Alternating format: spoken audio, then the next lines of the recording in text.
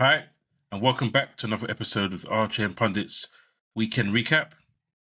So, it's a mixture today. We've got FA Cup, we've got Premier League, so we've got Liverpool beating... Who did we beat today? Forgotten, Fulham. Liverpool beating Fulham. You've got Arsenal beating Wolves. Man United almost being humiliated by Coventry. And you've got Chelsea somehow throwing away a chance to get to the FA Cup final by losing to underwhelming, really, Man City. So, we'll start with the Liverpool game because top of the table, second on goal difference. Bit sketchy, if I'm completely honest. I thought to myself, wow, are we gonna... When I saw the lineup, he dropped Salah, he dropped Szoboszlai, he dropped Konate, he dropped Nunez, he dropped McAllister. I was like, okay.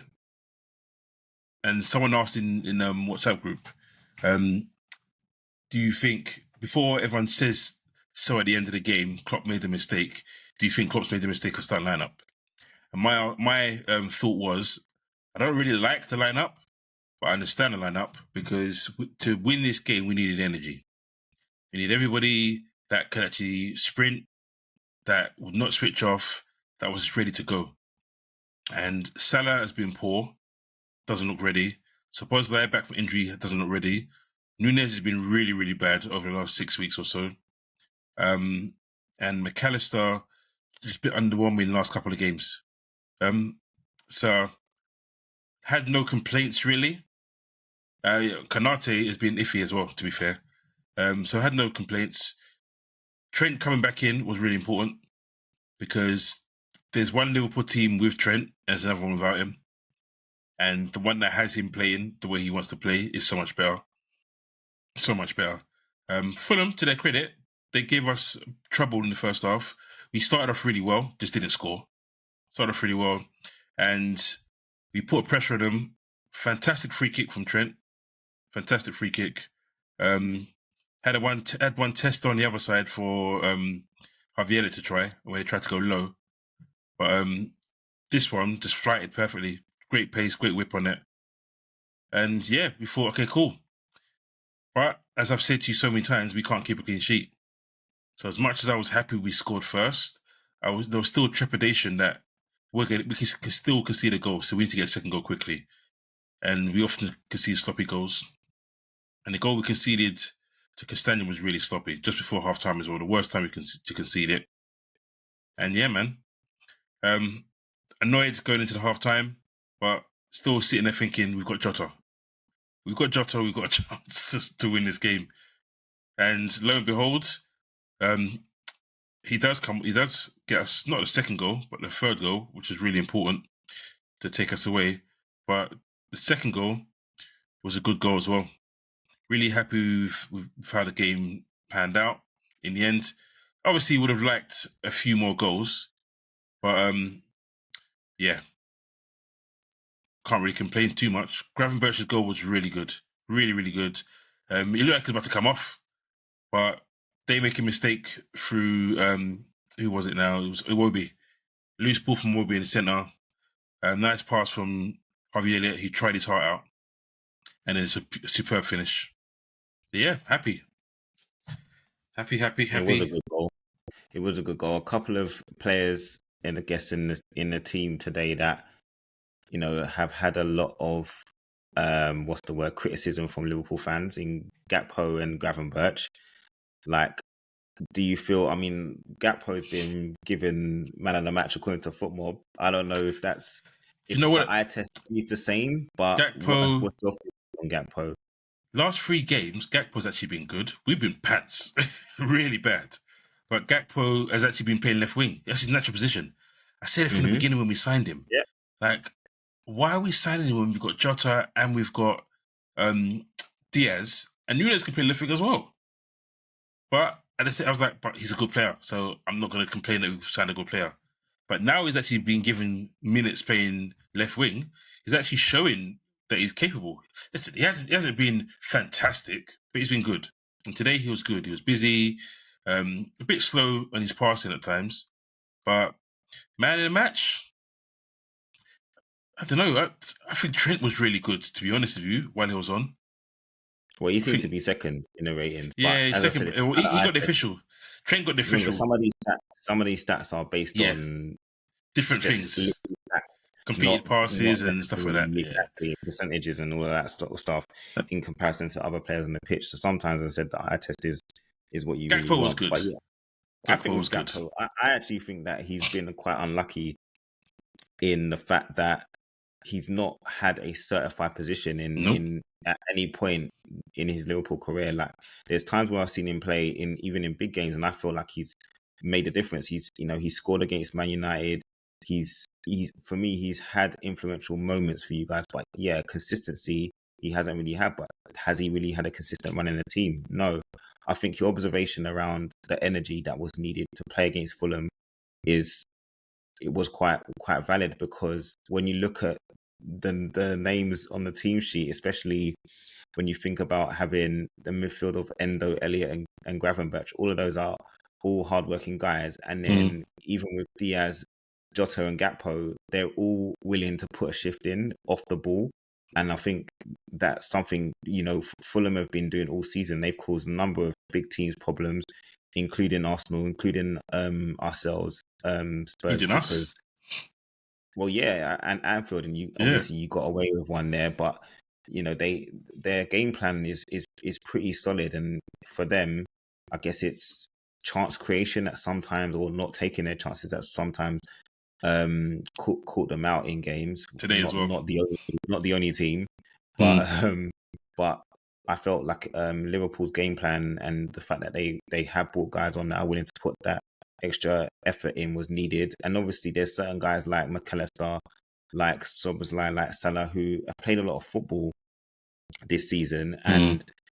and they might be just not say burning out, but they just it's a bit leggy now. Yeah, So for me, it was a good decision for Klopp to make that call, and he ended up, getting the 3 points and brought some of those guys on. I think after the third goal went in. yeah. So for Liverpool, it's business as usual. As you said, yeah, conceding the goal is not great because you've got a little bit of a goal difference back to Arsenal. But what comes first? Is it head to head or is it goal difference Goal in the end? difference. Is it okay? Well, I don't think you can worry about. I mean, it's +8 that Arsenal have over you.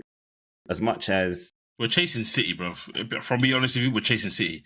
I yeah, can't see of it be a course you are. case where it'll be the title will end between Arsenal and Liverpool because just And because I'll of the be honest, fixtures, just because I of the can't fixtures. see as much as you look at the fixtures and you think, I don't know whether I still think there's one more potential twist. Now it's whether someone capitalizes on the twist, but I don't think that all three teams are going to go to the end of the season without dropping a point. I think at least 1 or 2 points will be dropped What by will be each of funny you.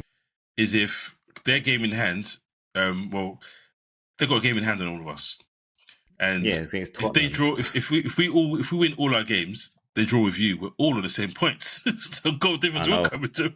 Well, then Imagine Arsenal will have all of it at us. that stage, Yeah, Arsenal will have unless it. you guys do a madness in the last few games and batter Yeah. a few teams. Well, But hopefully we can batter Everton. I can't see that happening, and West Ham because West Ham got smacked up today by Crystal Palace. Like we gave Crystal Palace some hope last week. there has been They some destroyed very them. strange results in the Premier League this weekend, Yes, and I there's mean, five two one. away drubbings, bro, Mm-hmm. drubbings by teams that have struggled to score goals this season. Brentford being one, and they didn't have Ivan Toney. I'm not even sure what happened there because they didn't say he was injured. He was just not in the He had squad. an injury a couple of weeks ago. I don't think he's recovered. He's been on the bench the last Okay, couple of fair games, I enough. think. And then Burnley getting a bag load of goals against Sheffield United, another one. So it's just like it was a weird weekend for goals, but no, I think good win for Liverpool, Yeah. and they're now level on points with Arsenal, who will move on to Yep. after they got another comfortable victory. Really, when you They're think very about it comfortable, against man. Wolves. Obviously, the disappointment of going out in the Champions League, they needed to respond, and they did accordingly. As you said, I think it wasn't a super vintage, amazing Arsenal performance, but it was the typical let's get the job done, guys. And that's one of the things that I think Arsenal have improved on this season. They still look super solid at the back. They don't look like conceding many goals. I think Wolves had a couple of chances, but nothing that you really felt like guilt edged. No big chances. There are no big chances. Arsenal had one. Their defense has been solid this season, and I think I guess a lot of people have said that Arteta made a mistake, obviously, with the selection against Bayern in the end. But I think he would have learnt from that, and going into the end of the season, knowing that right now they are in pole position from a goal difference standpoint. All they have to do is keep winning their games, and they'll have to hope that, as I said, City drop points. But good performance from them. Good goal from well, actually, a little slice of luck with the Trossard finish, because he kind of sliced it. It was like a instinctive reaction to the ball, or to a loose ball, and he sliced it and it's gone in the top corner, I think, off the post. So it was, I'd say, slasher's luck, but also you got to say the connection was perfect in a way, because the keeper has no chance, and then Odegaard capitalizing on that was cheeky. Yeah, Odegaard. very, very cheeky. Because I think his cross got blocked and it fell back to him, and the keeper thought he was going to play it across again, and he just squeezed it in their post. So good finish from Odegaard. But yeah, really, really professional away performance, man. Just what you need at the end of the season. You don't need a madness. And I think that's 6 or 7 clean sheets in a row away from home. It's mad.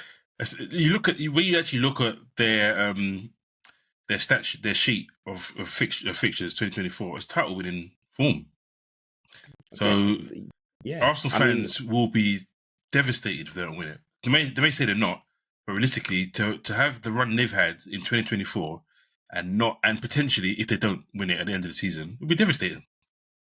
The thing is, I think after what happened last year, them being so far ahead and so in control for so long and losing it, I think that they are almost protecting themselves from that disappointment again, because realistically, City aren't as good this year. No. But the difference is that there's a third protagonist involved in the fight, and I think that's what's made this one different, is that you guys are in the fight. And it doesn't even it's weird, because I don't really feel like this title race is really like it's fizzled out a bit over the last few weeks. No, there's no beef, bro. There's no tension between the managers. Everyone respects each other. So there's no like back in the day when there was a title race, the managers were going at it. They were playing mind games. Yeah. They were playing games with the referees. Like the biggest thing we're seeing now is about fixture congestion and 12 o'clock kickoffs after European games and this, that, and the other. We're not really seeing beef between the managers. And so there isn't that level. There's a lot of respect there. And I think that's what's not making this title race super exciting from a entertainment perspective. I think from a quality of football, you can't argue with the records that all three of you have, because they're all title winning records when you think about it. Yeah. Those are the kind of points tallies that are going to win you the league. But yeah, I think for Arsenal, I think for them, they'll be disappointed going out of the Champions League, but they'll see it as an opportunity missed especially if City do drop points again before the end of the season, then it will be in their hands. So it's a 1 game a week thing for them, just straight fight now. But their run is not easy. I think they've got the toughest running out of the three of us. Actually, no. I think ours is tougher. Yours is tougher than Arsenal? Yeah, probably. I think they've got Chelsea, Man United, and us. Theirs is tougher. Theirs is tougher, bro. I think ours feels tougher because they're mostly away from home. Ours. I think we might have 1 home game left or 2 home games left. And technically, when we were talking, they had Villa, which was last week. So we've still got Villa. We've still got Villa. We'll see what happens. Villa are on a tear right now, man. Pulling away for that full spot. So I think they've pretty much secured it, because their running is a lot easier than ours. But yeah, man. Yeah, it was I it was think a good win from them today. I wasn't expecting them not to do anything against Bournemouth. When Bournemouth scored first, Solanke scored. I was happy because obviously he's my fantasy team. I was like, yes, I got some points me there. too. But But yeah, it was easy pickings, really and truly. It was always going to be that way. So for you guys, it's just a case of, I know you're dreading your next two games because your next two games are Arsenal, then not Liverpool, Arsenal. Who's after Arsenal? Chelsea, I think. Arsenal and Chelsea. Yeah, see, that's not fun. But yeah, We've Villa got did well. Burnley mixed in the middle, and then Liverpool and Man City. So Yeah. it's not good, man. It's not good running that all. To play four teams, two of them are rivals, and Mm, the other two are teams that, obviously we don't go to Anfield and get anything normally. mm. And two with You'll Man get a goal at City, least the way we're playing. So maybe. we're not going to keep a clean sheet. But yeah, Man City, they haven't won a league game at Tottenham Hotspur Stadium, but there's a first time for everything, and there's a lot of teams that have got a win at Tottenham Hotspur Stadium already. So Mm. it's not like a massive hoodoo that we have. Yeah, I we had think this in the they FA got Cup, innit? They hadn't well, scored they yet. got rid of that, and they Yeah, were really happy with that. And look, yeah, now they're in the final, which we'll move on to. yep. Because we'll go with. I was going to go with Man City, but we'll go with the almost. And I was almost seriously excited to be able to laugh at Man United. But man, I don't know how you go 3-0 up. No, it's just the level of complacency for Man United is just ridiculous. I mean, how are you going to be 3-0 up against a team in the league below you? And then literally in the 93rd minute, you can see the penalty. Like, why is Wan-Bissaka just, he loves to jump in. He needs to learn to stay on his feet. That's twice now he's cost his team. And It he's cost such a him in the good end. one-on-one defender. It's such a good one-on-one defender that it doesn't make sense that he goes to ground so easily. No, but when you Because look at it, a lot of the times he's good at one-on-ones because he goes to ground. He blocks so many things because he goes to ground. I don't think he would be as good if he didn't slide. Because he's got the ranginess about him that he just gets his foot there yeah, sometimes. I hear that.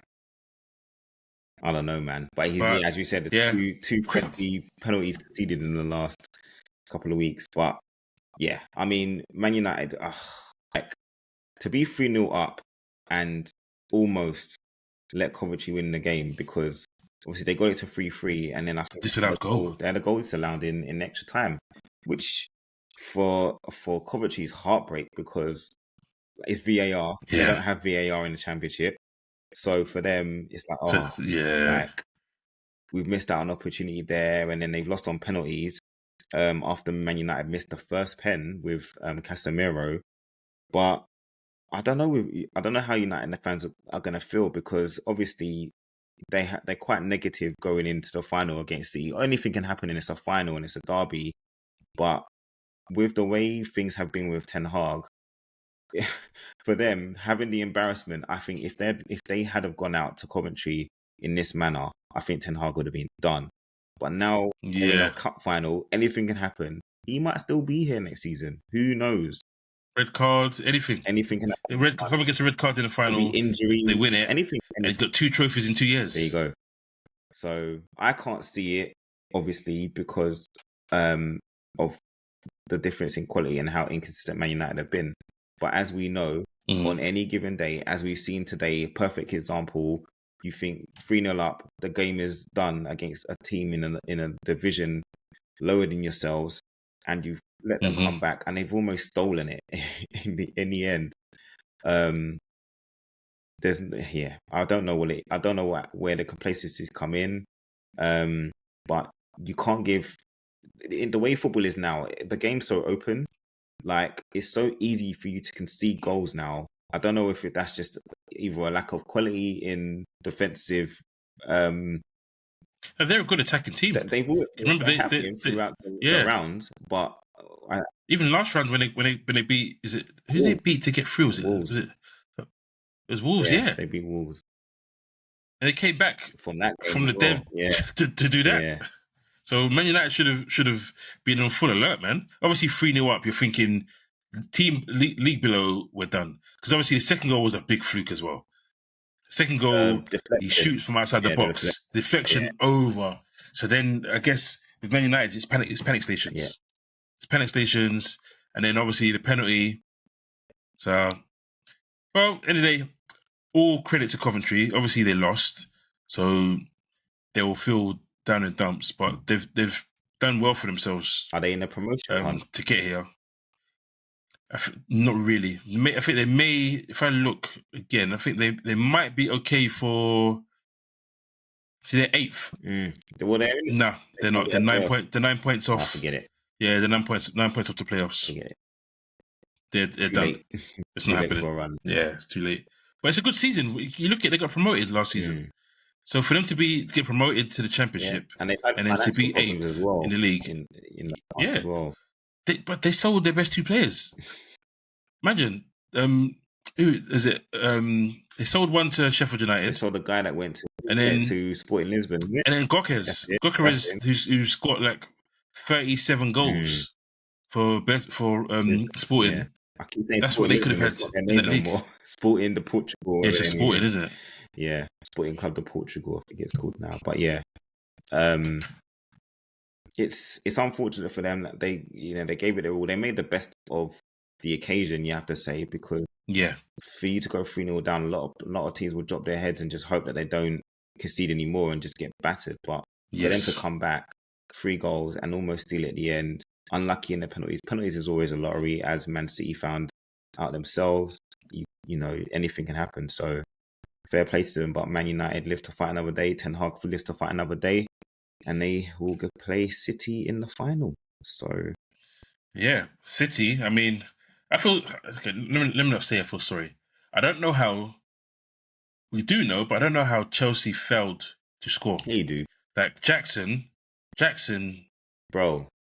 They need to sell him. I don't like people cuss. Obviously, the price is different. Nunez gets cussed to Kingdom Come, but Jackson is not a Premier League striker. He's not. I don't think he ever will be. He could be a winger that gets the odd goal here and there, but because not a winger, a wide forward. But he cannot be a number 9 in the Premier League. He's not good enough. The amount of times he was through on goal, and you're thinking, just pass it, shoot, do something, pass it past the goalkeeper. He's hopeless. I don't know what it is with him, because he gets a lot of chances, but as you said, you never ever back him to finish the chance when he gets it. And there were times where I think I've heard some former strikers say about decision making. And what it seems to be with him is that he doesn't make his mind up about what he wants to do before he does it. It's almost like he looks at the situation and he's only going with what the opposition gives him, rather than putting himself in the best position to actually take the opportunity in the right way. And for Chelsea, they really do need to get another striker in. I mean, there's a load of teams that could do with a striker, as we know. But for them, having the amount of chances that he had, and the cheek to be arguing over taking a penalty, especially with the way that he's missed chances this season, it's just crazy. Like that whole situation with Cole Palmer and Madueke.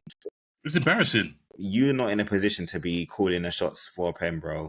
Especially when you're trying to take it after you're already battering the team. What about when it's 1-0 or 0-0 or you're behind and the pressure's on? Are you going to take it? That's why he wanted it, innit? Less pressure. That's why he wanted it. Nah, mate. You think you've got a hat trick? Let me have it. That. And to be honest with you, like I don't know about what managers will say, but to me, in terms of if you've got a dedicated penalty taker, that penalty taker is the one that says, "Okay, you can have the pen." You shouldn't be arguing over it. You can ask him, and if he goes, "Nah, bro, you just got a settle." And the worst thing about it is they saw this before. Sterling did it to Cole Palmer, and because Cole Palmer was a younger at Chelsea, at Man City, he was like, "Okay, cool, you're my older, innit? Take it. I'm not going to argue." And then he missed it. So you've seen this before. Why would you even get there? Not only that, you also have to blame Poch to a degree. I know we've gone back to midweek, but you have to blame Poch because after that happened the first time, it should have been categorically known this never happens again. This never happens again. Cole Palmer's the penalty taker, and no one ever asks for a penalty. If Cole Palmer offers you it, cool. But no one try and take that ball again. That should have been said. Now it's been said after they've embarrassed themselves after getting such a good win. But yeah, back to that game. They had a number of chances. Man City weren't at the races. They were very leggy. They obviously played extra time and pens on Wednesday, and we saw Pep's reaction. Obviously, because he won the game, he was in a position to play. He said it. He said it himself. Because we've won, I can say it. But if we lost, I can see this. He knows he wouldn't be able to say it because people would be like, "Oh, he's a sore loser." But he was talking about the fixtures and how they had to play on a Saturday when they had a Champions League game on the Wednesday. The thing is, that made no sense to me anyway, because before this game was before they even did the days, we knew Man City were playing in the semi-final. So I just don't get. He's perfect within his rights to say, why weren't we put on the Sunday? It's not like they didn't know we were in the semi-final. We know why. So it's crazy. We know why. Gary Lineker gave it away. He said it's our fault. Basically, our fault because BBC wanted it. BBC wanted the game. Have slots, so it's like just like with the Premier League picks, Sky and TNT have slots. Their slot, TNT slot, is Saturday early kickoff, and Sky pretty much have everything else. With the FA Cup, it's the same thing. So BBC will have their slot, which on this occasion, the semi-final, they get the first semi-final, and ITV get the second semi-final, and they would have had first and they wanted a bigger game. So they obviously took first pick, which is Man United, is Man City versus Chelsea, and that's why I end up on the Saturday.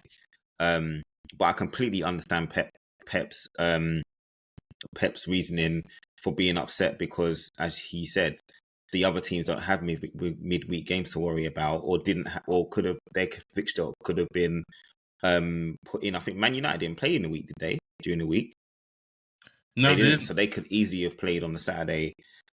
Chelsea did play midweek, but so did City, so they could have made that the Sunday. But either way, they got through. Bernardo Silva with the winner, and I think they just wanted to avoid having to go to extra time and pens because playing that would have been a killer. I was hoping for extra time. I was really hoping for extra time. Well, did you really want Chelsea to win? No. The extra time would have just tied out Chelsea Man City's legs, bro. You mean for the rest of the yeah. Listen, I'm upset that the Arsenal and Man City. Okay, I'm upset. I wanted Man City and Arsenal to get through so they could play each other in the semi-finals and have two tough games against each other, which could have affected the Premier League. I wasn't happy they got knocked out. Happy in one end that they can't win it, but the other end it gave the title to Chelsea, to Man City. Basically, they're just gonna play for that. But yeah, Gusto, I thought again he didn't get good scores, but I thought he was really good again. I really like him as a right back. At this point, the only reason why Reece James gets back in is because he's captain. Because Gusto's had a very good season. Can't sit there and say many games where I thought, you've not been good today. Going forward and defensively, he's been good. Caicedo again, sloppy. He makes some rash tackles that injure people. Injured Grealish, injured Endo, injured Gravenberch, all at Wembley.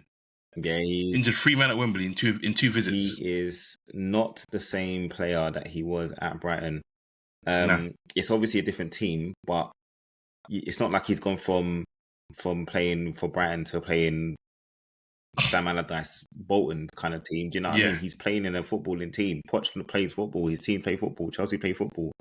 But he just, I don't know. Obviously, the style is slightly different in terms of the way Brighton position themselves to make themselves available in space on the pitch. But yeah, I don't think Caicedo was as. I don't think it's the price tag. I just maybe. No, Fernandes has been trash, bruv. That's why Fernandes leaves him alone to do a lot of work. Like the Fernandes that we saw at the World Cup and the Fernandes that Chelsea have got are cousins. But also, you've had the odd sprinkle. It's a different. He's got a different role in that Argentina role. He didn't need to be a stay at the back. The whole he didn't. He was able to play box to box role.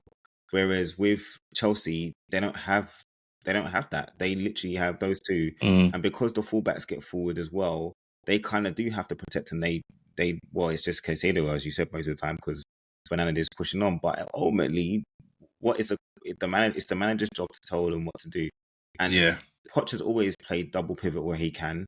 Like when we had Dembele and Mm-hmm. Wanyama, our midfield was formidable. It was crazy. Yeah, But bro. the problem Oof. was both of those players got injured, and that was it. That was the end Mm. for the Poch reign in a way. Once we lost them both, but I just feel a lot of their players haven't lived up to expectations. And as you were talking about Gusto was one under the radar. It was a signing that wasn't, Mm-hmm. no one really, everyone kind of slept on really, because he had a decent season at Lyon, but it wasn't like everyone. It was, They were swift. They signed him in yeah, but January, innit? they were quick And left about him it, there. exactly. But like Mm. Reece James, he can't stay fit. So right now, Gusto doesn't even have to worry about the position being, Mm. because Reece James can't stay fit, unfortunately for him.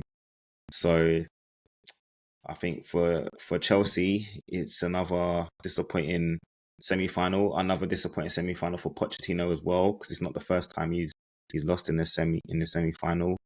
And they still got a chance to get into Europa League in the league, so they got a bag of games in hand. Yeah, they They have. could actually they could finish sixth with the amount of games in hand they've got. So their season may not look as shockingly bad as it seemed. Yeah, you're right. Right, because they're 3 points behind Newcastle with a game in Yeah, hand on them. The goal difference isn't better, but give or take, you can see obviously they can get above Man United because Man United is still on -1. But yeah, cool. We'll round it up there. It was a good weekend of football, I'll be honest. I watched a lot of football this weekend and enjoyed a lot of it. And to get Liverpool to win again, get us back on the winning road, was all good. There's midweek games, so it is unlikely we'll cover the next round of games. But I should have my post-match this week. I decided not to do it today because we're shooting today. Don't want to overload you guys. So, but midweek I probably will do my post-match. But yeah, thanks, Liam. cool. Thanks, guys. Don't forget to continue to share and to like, and take it Catch easy. you later. Peace.